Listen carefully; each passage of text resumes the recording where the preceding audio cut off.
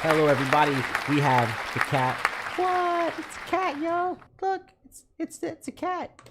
And I'm not actually sure why she's there. I guess she's always hungry. King Inertia, the king of inward bass. I don't know if that's true. I'll take your word for it. And let's remind people, I'm not naturally a hater, and I'm not naturally a lover. So let's just see what happens with this thing. I like bass. Does that count? Me likey bass.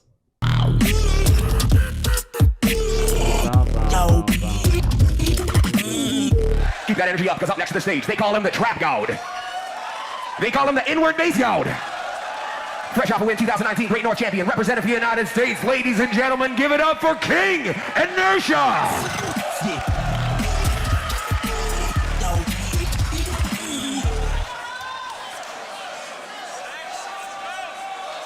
And to everyone who says they don't strike stuff, they do.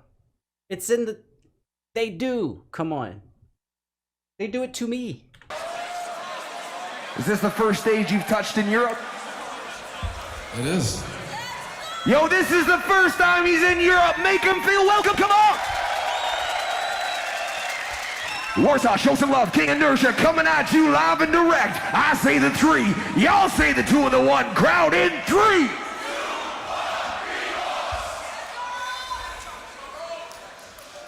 And what do you want from me? I'm already so happy starting off with singing in a melody. Melody, rhythm. Come on, melody, rhythm, chords. That's everything. Melody, rhythm, chords. Hey, yes.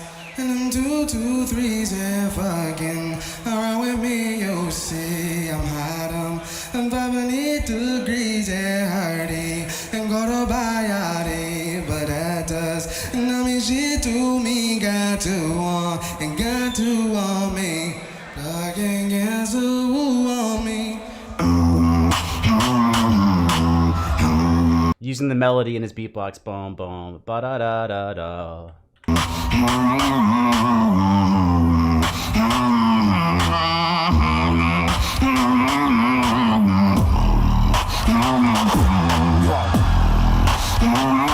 I can already tell you that's already genius.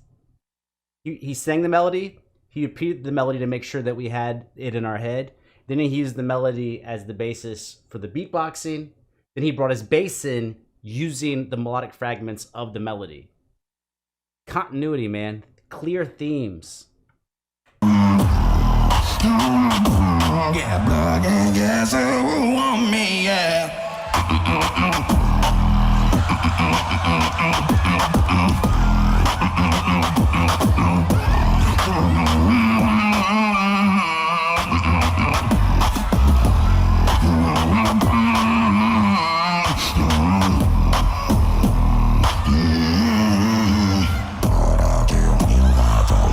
Hold up. The other part, the other half of that melody was the ba-da-ba-ba, ba-da-ba-ba-ba, something like that. That was the second half. There's a descending line and a rising line. So he quoted that in the second half. And when he brought the bass in the first time as part of the melody, when he switched to just doing bass and drums, he was reusing the bass that he had with the melody. So every single section so far has something from the previous section in it. He's not just always starting from scratch.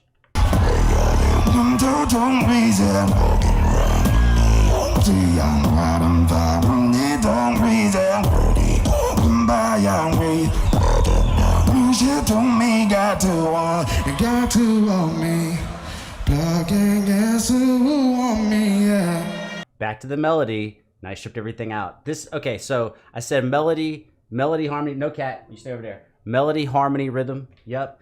Now once you have melody, harmony, and rhythm, what's next? Growth, which is the formal structure. How do you actually grow from one part to the next? And then the sound, the timbre of the actual sound you're making. Those are kind of like a nice five prongs on how music compositional performances kind of work. And so right here, man, he's done a great job. Everything comes from something else. And he went simple to complicated, to a contrast, to complicated, back to simple.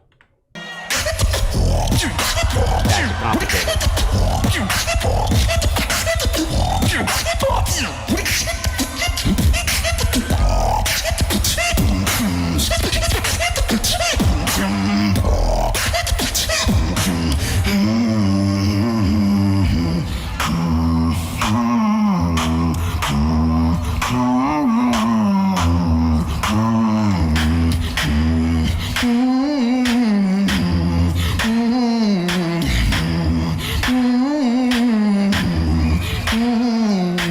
feel like his snares are kind of where the bass was in the previous section, but now he's doing a similar thing he did before, but removed the majority of the bass.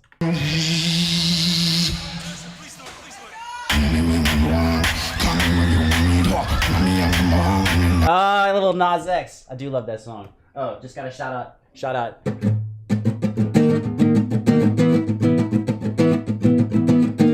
I love that song.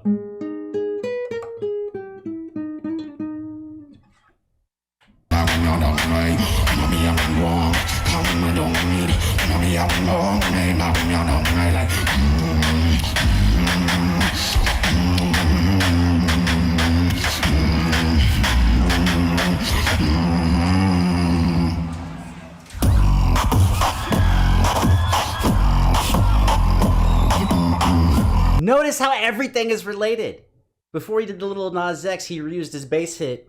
Then he made a little more like a reggae version of his bass hit. Then he put the Montero on there. Then he's like, see, this might be the best overall structure I've seen in it. I don't think it's I like it a lot. I don't know if it's my favorite. I don't think it's my favorite. But this is a perfect example of how to compose something. Cat, stay there.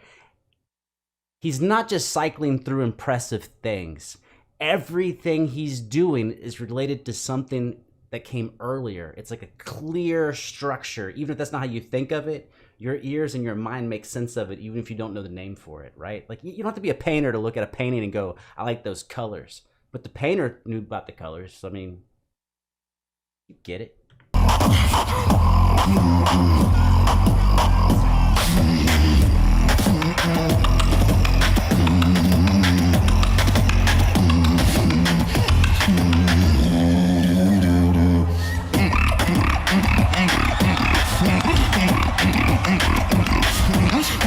Right, that's his Montero beat, but minus the Montero melody with extra percussion.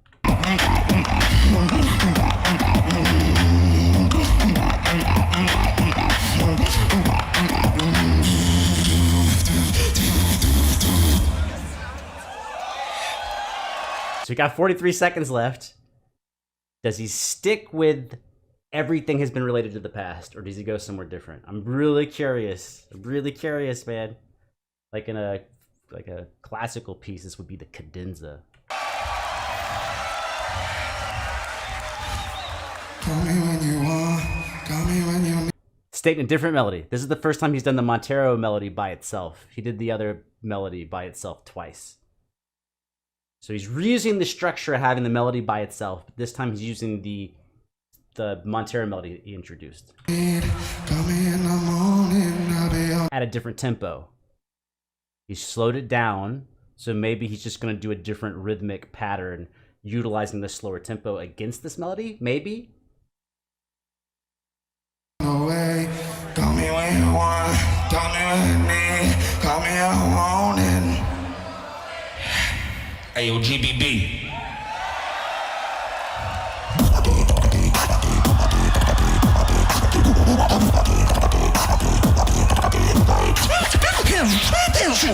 That's the new tempo. I think he sped up a little bit, like barely, like 5% maybe. That's what he did. He got you used to, he used it as a bridge to get you to a new tempo.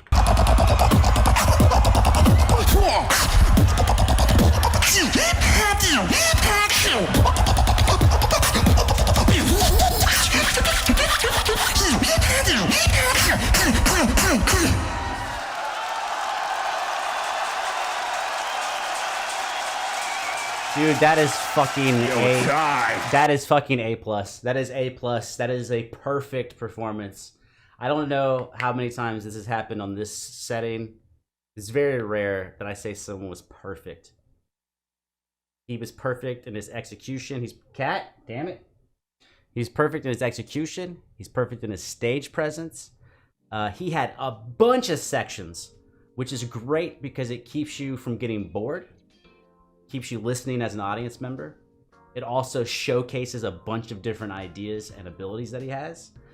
But maybe to me, the most important part was that everything he did was derived or built on something he did previously. And he really did a cool ballsy move by, he did that melody, the opening melody by itself, And then kind of like 2 sections later, he did the melody by itself again. Then he switched into a new song. Then he went back to just stating a melody by itself, but this time it was a new song. But it didn't catch you off guard that he stated a new melody by itself, because he started off his entire performance stating a melody by itself. So that's, I think that's maybe the most complex, long structure. I bet it is. I can't think of anything else. I mean, there's a lot of other beatboxing I probably maybe enjoyed more just because I preferred its style. That is genius level composition for a solo person. That is absolutely perfect. That's breathtaking. That's amazing. Any of you that are still here, if you really love beatbox and you're really nerded out, what I would suggest you to do is something that I had to do in grad school, and I'm glad that I did it, is diagram this, right? It doesn't matter if you know music or don't know music or notation. It doesn't matter. You could just go by timestamps and just go like, from this second to this second, he did a melody, right? Then what did he do? Was it still just a melody? Did he add percussion? If so, which percussion? What was the rhythm of the percussion? What was the rhythm of the melody? Was it the descending melody or the upper melody? Then, you know, how through those variations, then when was the restatement of the melody? Cat? Nope. When was the restatement of the melody? Then what did he do again? How did he introduce the Montero? And if you will compare the melody, when the melody changed, the percussion, when the percussion changed, when there was percussion with bass, percussion without bass, percussion with a melody, percussion, bass, and melody, and you compare all of those things, and you can just draw little arrows, like, oh, and you know, I don't know, obviously don't remember the timestamps, but you go like, oh, in minute 1:15, and you draw an arrow and go like, oh, at minute 2:15, he brought this rhythm back, but he didn't have the bass drum with it. And I'm pretty sure that if you diagram it, what you will see is this really cool kick-ass web, where there's like, he's recycling multiple parts, and he'll introduce a new part and then recycle the new part later on. It's pretty fucking killer. Pretty fucking killer, dude.